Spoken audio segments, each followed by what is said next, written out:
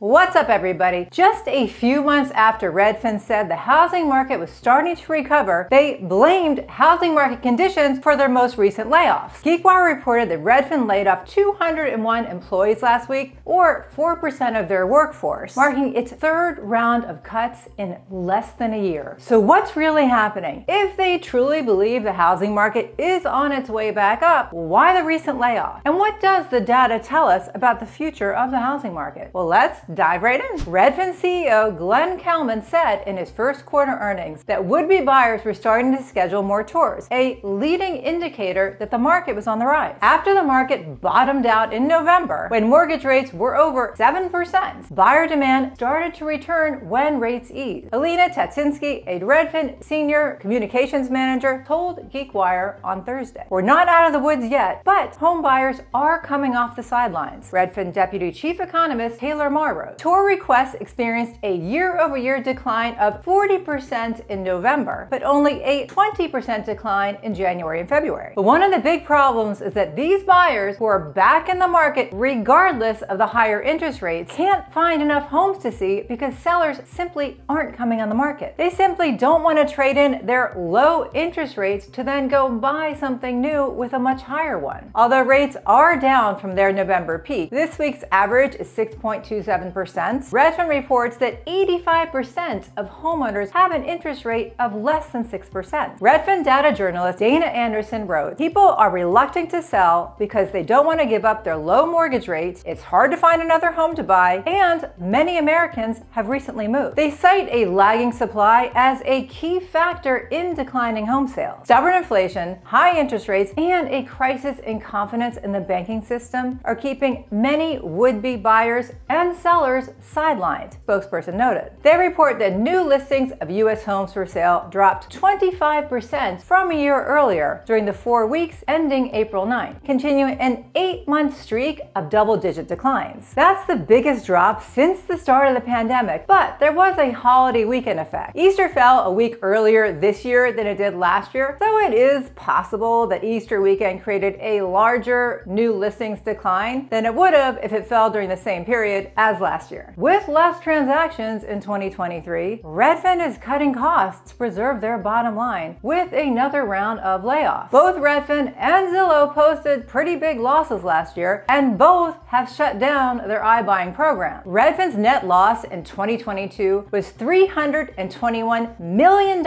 more than double its $100 million loss the year before, according to the Seattle Times. In the fourth quarter alone, Redfin's revenue fell 25% and reported a net loss of $61.9 million compared to $27 million in the year-ago quarter. They eliminated 13% of their workforce in November after an 8% workforce reduction last June. Redfin said last year that it expected the market in 2023 to contract 30% from 2021 during its third quarter announcement. That expectation has not changed, and the company believes that sales could remain sluggish well into 2024, Tatsinsky said. As for the most recent layoffs, she says that there are certain markets that are performing weaker than the national numbers, which creates an excess of staffing in those areas. But as we've discussed in recent videos, not all housing markets are the same. In fact, home prices are rising and falling concurrently depending on where you look, with home prices falling in the West but rising in the South and the East. Even the national housing predictions differ depending on who you ask. Zillow economists predict a 0.5% increase in home prices between January of 2023 and January of 2024. CoreLogic expects an increase in home prices year over year by February of 2024 by 3.7%. The National Association of Realtors predicts that home prices will rise by 1.3% by the first quarter of 2024. And then you have the economists at Moody's Analytics, who expects home prices to drop 4.2% between December of 2022 and December of 2023. Likely increases in unemployment and a U.S. recession later this year will additionally pressure sales and prices, analysts from Moody's Investors Service wrote in a report earlier this month. And Redfin chief economist Daryl Fairweather said the Fed has made some progress cooling inflation, but there's still work to be done. Even if the Fed chooses not to hike rates next month, which would likely bring down mortgage rates, rates, the limited supply of homes for sale would remain a major obstacle for would-be buyers. Rates dipping below 6% would probably pique the interest of more buyers, but enough homeowners have rates in the 3% or 4% range that we are unlikely to see a big uptick in new listings. And as for the recent layoffs, Redfin Statinsky does admit that some markets are performing better than the national average, but stands by the layoffs by saying that we need to staff appropriately and respond to economic conditions. Let's take a look at the latest data from Redfin that covers the 4-week period ending April 9th to see the trends moving forward. The median home sale price was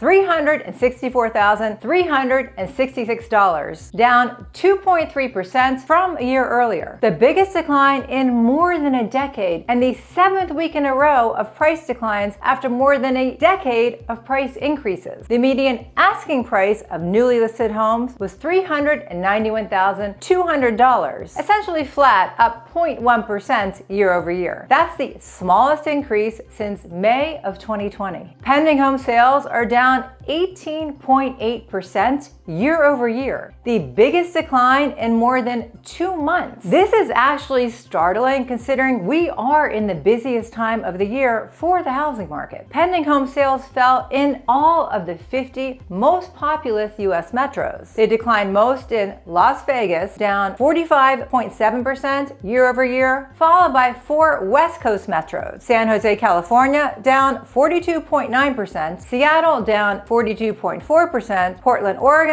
down 41.9%, and Oakland, California down 41.1%. New listings of homes for sale fell 25.4% year over year, the biggest decline since May of 2020. If not for Easter falling on April 9th, the decline would have been in line with the prior 4 weeks decline of 22%. New listings declined in all 50 of the most populous U.S. metros. They declined the least in Texas. Fort Worth, down 7.6% year over year, saw the smallest drop, followed by Austin, down 11.1%, Dallas down 11.6%, Nashville down 13.5%, and Houston down 13.9%. Active listings, the number of homes for sale at any time during the 4-week period, were up 10.4% from a year earlier, the smallest increase in more than 5 months. All of this means that homes are simply staying on the market longer. Homes for sale were on the market for a median of 37 days, the shortest span since November. That's up from 22 days a year earlier and a record low of 18 days set in May. On average, 4.9% of the homes for sale each week had a price drop, up from 2.3% a year earlier. Months of supply, a measure of the balance between supply and demand, was